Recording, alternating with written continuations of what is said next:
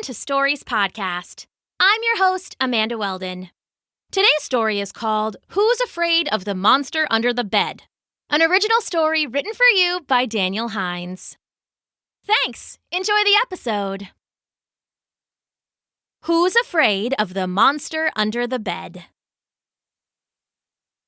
All right, Jules, my mom sang out from the kitchen. That's enough reading. It's time for bed. I huffed and rolled my eyes. Ugh, bedtime. I hated bedtime. Mom, just a few more minutes, I called back. I just want to finish this chapter. Okay, 5 more minutes and then it's lights out. You have school in the morning. Okay, thanks. It worked. Of course, I had already finished the chapter. I was just trying to delay bedtime. Bedtime meant lights out, and lights out was the part that I really hated. Honestly, it wasn't a hard thing to hate, seeing as how it basically scared me out of my mind. I mean, to be fair, I get scared all the time. I can't help it. But it's not really my fault. I mean, just think of all the monsters. Or, don't think about the monsters. That's what I tried to do. But, well, it never worked. Not even once. Not even for a night. The fact is, after lights out, when the world is dark and quiet, I thought monsters were a serious threat. I wasn't sure what they looked like or what exactly they were up to, but I knew it was something ugly and nothing good, in whatever order you preferred. Sometimes the monsters didn't look like anything at all. Sometimes they were just this tight feeling I got in my chest, like something bad was going to happen. Those were the hardest ones to ignore. Of course, not every scary situation was the same. To help sort out my thoughts, I put everything on my patented 1 to 10 spooky scale. To start, the kitchen. That was a 0. The kitchen was bright and cheery, and we always had juice in the fridge and snacks in the cupboards. In fact, sometimes when I couldn't sleep, I would sneak down late at night and help myself to a couple crackers. Mom said it was okay as long as I didn't eat any of the sugary snacks, and I mostly listened. Now bath time? That was a solid 5, which was basically slightly spooky. Why? Sometimes getting in the shower alone was scary. The fan in the ceiling was loud and the sound was all echoey. And when you weren't in the shower, it was always easy to imagine a monster behind the curtain. Of course, when I checked, it was only bottles of shampoo and junk. But yeah, there could be a monster in the shower, just saying. Anyway, the bathroom is a 5. Bedtime, on the other hand? On a 1 to 10 scale, bedtime gets a solid 10. That's top of the top. If it were one of those strongman hammer games, the bell would be ringing itself right off the pole. Big stuffed animal for the winner. Get the man a prize. At bedtime, I worried about the monster under the bed. Of course, I knew it probably wasn't real, but that didn't help much once the lights were out. Besides, there was also a monster in the closet, one behind the curtains, and maybe even one in the toy box. I don't know. I could just feel them in there. It made my skin feel all flush and prickly. I hated it. There was nothing scarier than bedtime. Except, well, that's not true. It didn't happen often, but sometimes, once in a while, my mom would send me down to the basement to get something. You know how some people have nice big basements with soft rugs and high-up windows and it's basically like an arcade? Well, we weren't those people. We were just about the exact opposite of those people. Our basement was more like if a dungeon had a basement to store all the scary chains and wheels and whatever, and in that basement there was a magic door to an evil dimension that had another basement where they kept all the really nasty stuff. Where they kept the worst monster of all. On a scale of 1 to 10, well, that was a code red, double alert, 5,000. Every step down there was like a spider crawling on the back of my neck. Yuck! No thank you. Luckily, I didn't have to go down there very often. So, yeah, I hated bedtime. Until one night, my worst fears came true. Jules, my mom called. Lights out. I mean it. Okay, Mom, I called back. I was laying in bed, reading a book, it was a Ramona Quimby, and feeling pretty relaxed. That was reading time, which came before bedtime. Reading time wasn't really scary at all. Sure, I was alone in my room, but I didn't feel alone. I had the characters in my book to keep me company. I also had a mellow pink salt lamp that I used, lights on in the hallway, and I could hear my mom laughing at her shows and doing the dishes from dinner. When Mom finished that, though, she liked to read in bed, which meant it was time for me to go to sleep for real. She closed my door most of the way and turned off the hallway light, which she said was way too bright. She closed her door most of the way too, so all I could see was a tiny bit of light from her own lamp that spilled into the hallway. So, yeah, it was pretty dark, but it was also quiet. No TV or laughing or music playing, nobody walking around or running up the stairs.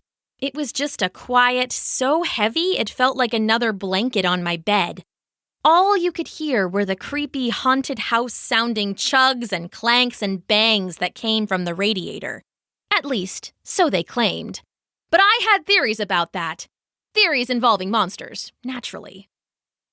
Anyway, it was bedtime for real. Mom was in bed, and even her little reading lamp was off. It was so dark, and my little nightlight didn't really seem to help at all, even though I had specifically asked for a bright one. The spooky feeling was coming on strong. I don't know why. I just felt scared and my chest felt tight and I kinda wanted to pop. Well, that's not true. What I really wanted to do was leap off of my mattress, so the monster under the bed couldn't get me, and then sprint across my floor to avoid the monsters in the closet, curtains, and toy box, and then dart past the bathroom, shower monster, and jump into my mom's bed where it was safe. That had been fine when I was younger. But the bigger I got, the less my mom liked it. She said I took up too much room and kicked in my sleep. Besides, she said, I had to get better about sleeping in my own bed. Sure, Mom, I'll just let the monsters get me. Great idea. Anyway, that night, I was extra scared. But I was doing my best to stay in my own bed. I did all my little tricks, like counting backward from 100, taking big breaths fast and letting them out slow, and imagining myself as a character in my favorite books. It didn't really work, though. My heart was pounding, and I felt all spooked, and I was about to leap out of my bed, and then I heard it. It was a soft noise, a sad noise, like a puppy whining. It was coming from under my bed. I was instantly terrified, but I was also a little curious, too. Torn between the two feelings, I cleared my throat and called out in a quiet voice. Hey, is someone under there? Are you okay? To my surprise, a gentle voice called back to me. You heard me? They said, snuffling up their tears. Oh, that's so embarrassing. I'm sorry. There was a bump and a shuffle and a lurch, and then a monster slid out from under my bed. I had always thought it would be my worst nightmare, seeing the monster under my bed, but somehow it actually made me less scared. The monster was fluffy and striped and round like a puffed-up bird. I don't know how it fit under my bed to begin with, but I was too surprised to ask. You're real? I said. Oh, yeah, it sniffled. I'm sorry. My mom says it's time for me to sleep under your bed on my own, but, well, I get scared. I sat in bed and turned my salt lamp on low so I could see better. The monster had tears running into the fur near its eyes, and its big shiny lips were curled and sad. Wait, you get scared? I asked. You're the monster under the bed. I'm scared of you. You're scared of me? It said. But I'm just here to sleep. I'm the one that's scared. Well, you're a big fuzzy monster. What could you be scared of? The monster under the bed looked down at its big feet. You promise you won't laugh? At this point, I would have thought I'd be terrified, but I was more curious than anything. Well, of course I won't laugh. You didn't laugh at me for being afraid of you. Well, I'm afraid of the monster in the closet. What? Came a muffled voice from the closet. You're afraid of me? The closet door swung open and another monster tumbled out. This one was lanky and had weird curling horns and long hair like my Nana's golden retriever. "Ah, a monster!" the monster under the bed said. "You're a monster," I said. Don't be afraid, said the monster in the closet. I heard the whole thing. I'm afraid too, but my dad says I have to sleep in the closet because I'm a big monster now. But I start thinking about the monster in the curtains and I get all spooked. "Oh, well now I feel silly," said the monster under the bed. I sat on my pillows with my head spinning. I had been right about the monsters, but I had been wrong too. They were just as scared as I was.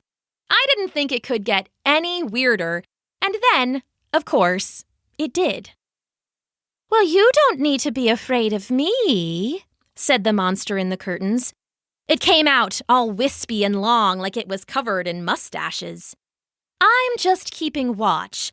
Besides, I'm afraid of the monster in the toy box." And then, of course, the toy box rumbled and the top popped open. A monster pulled itself out, spilling my toys, which clattered to the floor. It was Shaggy, with a wide, froggy mouth and a single eye. No need to be afraid of me, it said, lips smacking. I just like to play with the toys. I do it at night, so I don't bother anyone. It turned to me, wide mouth smiling. You've got some great toys in there. Oh, thanks, I said. I wasn't scared at all anymore, even though I was in my bedroom surrounded by monsters. Besides, the monster in the toy box said, I get scared too. What are you afraid of? I asked. We all said it out loud, and then we learned it wasn't so scary after all. Maybe it'll work out for you too. Well? Go on, said the monster under the bed. Yeah, you can tell us, said the monster in the curtains. Okay, I guess to tell you the truth, I'm afraid of the monster in the shower. It swallowed, its single eye wide and spooked. Don't laugh at me!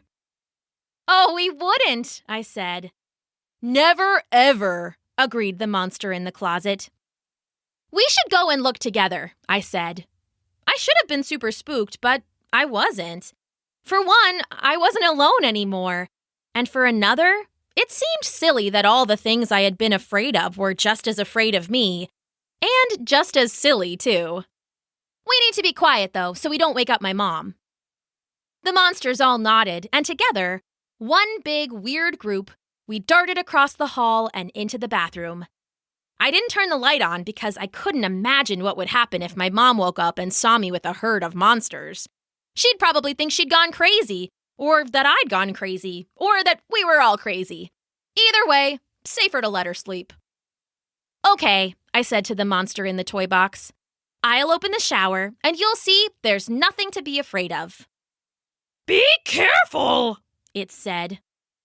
I threw open the curtain, and there, in the shower, was a short little monster with a big belly and a weird curly head, all covered in bubbles. Ah! It squealed. Ah! The monster in the toy box shouted back. Ah! Shouted the monster in the closet, just for fun, I think. Everyone, relax, I said. No one has to be scared. What are you all doing here? The monster in the shower said.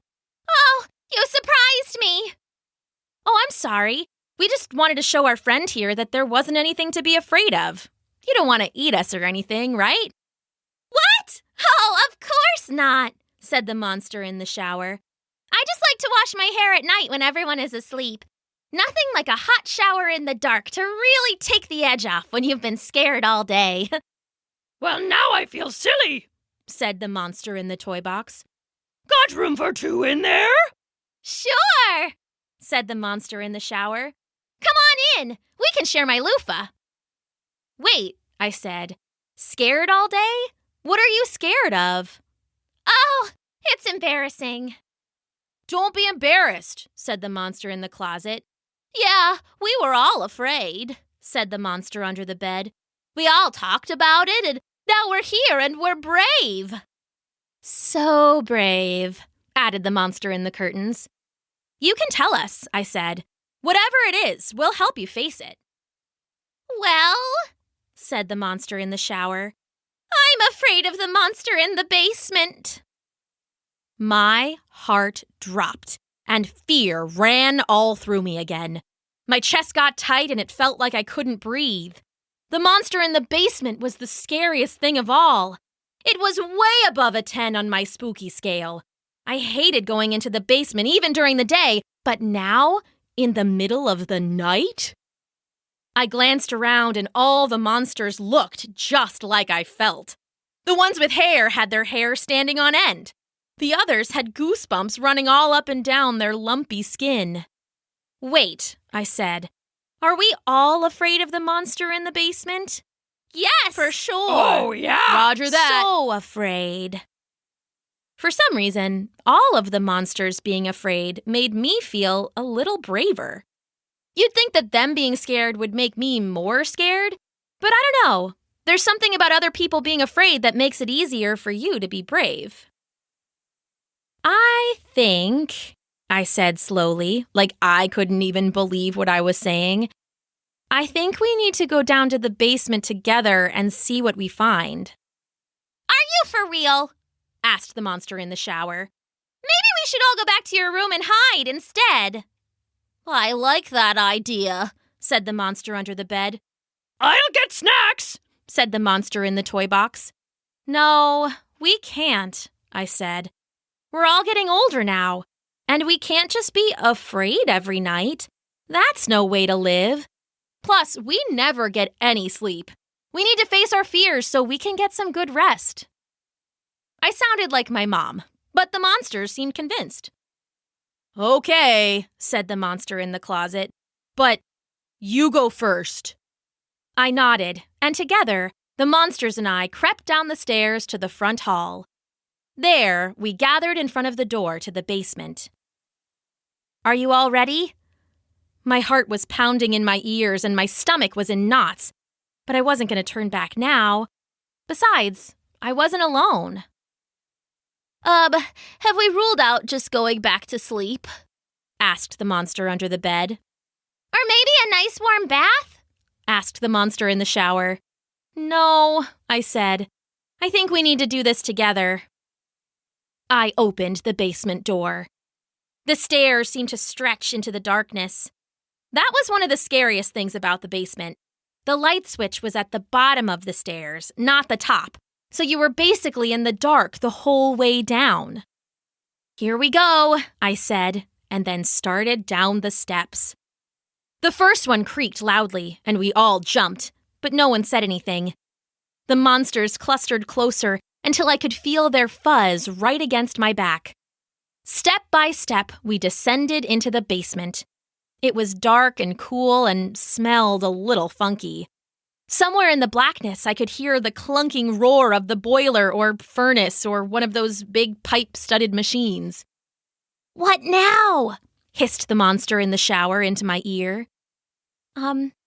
Hello?" I said.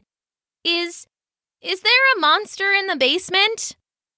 For a long minute, nothing happened, and we all breathed a sigh of relief. And then, a shadow detached itself from the darkness. It was tall and wide, a hulking giant, with eyes that seemed to glow a misty purple. Hands shaking, I reached out to turn on the light. It clicked up, but nothing happened. The light bulb was out. "Oh, what do we do?" wailed the monster under the bed. "This was a bad idea!" shrieked the monster in the closet. The shadowy figure stalked towards us, and we were all too afraid to move. It had scaly skin, a craggy mouth, and a knotted, bumpy hump on its back. It leaned in close, and its voice came out in a rumbling grumble. "I'm so glad you're here," the monster in the basement said. "I've been alone for so long, and I get so scared by myself." We all stopped. Suddenly, the basement light flickered and then came on, clear and bright. We could see the monster in the basement now, and it resembled a giant turtle, with friendly purple eyes and a shell all colored on by crayons. You're scared? Asked the monster in the shower. But we're all afraid of you.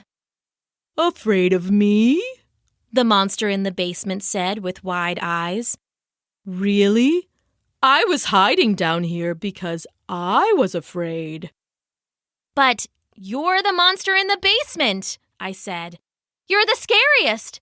What could you possibly be afraid of? You promise you won't laugh? Definitely, said the monster in the closet. Trust us, we have all been there. Well, I'm afraid of the monster in the kitchen. The monster in the kitchen? I asked. There's no monster in the kitchen. Like I said earlier, the kitchen was one of my favorite places. All bright and cheery with the fridge full of juice and the cabinet full of snacks. There definitely weren't any monsters. Yes, it's terrible, said the monster in the basement. Every few nights I can hear the monster in the kitchen. They rumble and stomp, and then I hear them eating and crunching and chewing and smacking their lips. I'm so afraid they're going to come and eat me next. I froze for a minute, and then I couldn't help it. I started laughing. It was just a giggle at first, but I couldn't control it. I started laughing hard, so hard that I fell onto my back and rolled on the ground. What's wrong with her? What's wrong with her? Asked the monster in the closet. She's gone crazy, said the monster under the bed. No, I'm not crazy, I snorted. It's I lost it into a fit of laughter again. You said you wouldn't laugh, said the monster in the basement. No, I said. I'm not laughing at you. I'm laughing at all of us. We've all been afraid of nothing. What do you mean? Well, I'm the monster in the kitchen, I said. I get hungry at night, sometimes when I'm afraid, so I go to the kitchen because it feels safe, and I eat some crackers to settle my stomach. Really? It's just you? You aren't up there crunching bones? No! Just crackers, I promise. The monster in the basement looked at me, and then a smile stretched across its craggy face. Well, don't I feel silly? We're all a little silly, I said. Now it's getting late. What do you say we all go back to bed? Everyone agreed. And since we were all already feeling a little silly and just a little spooked, I let them all come and sleep in my room with me. It was weird, but for the first time, I felt good in my bed. On my spooky scale, it was practically a 1. Really, I didn't even want to run into my mom's room. Good night, everyone, I said, shutting off my lamp. Good night. Good night. Good night. Good night. Good night. I smiled and laid down my head. And that night, I drifted off to the strange and wonderful sound of 6 monsters snoring. And honestly, it was the best night's sleep I'd ever had. The end.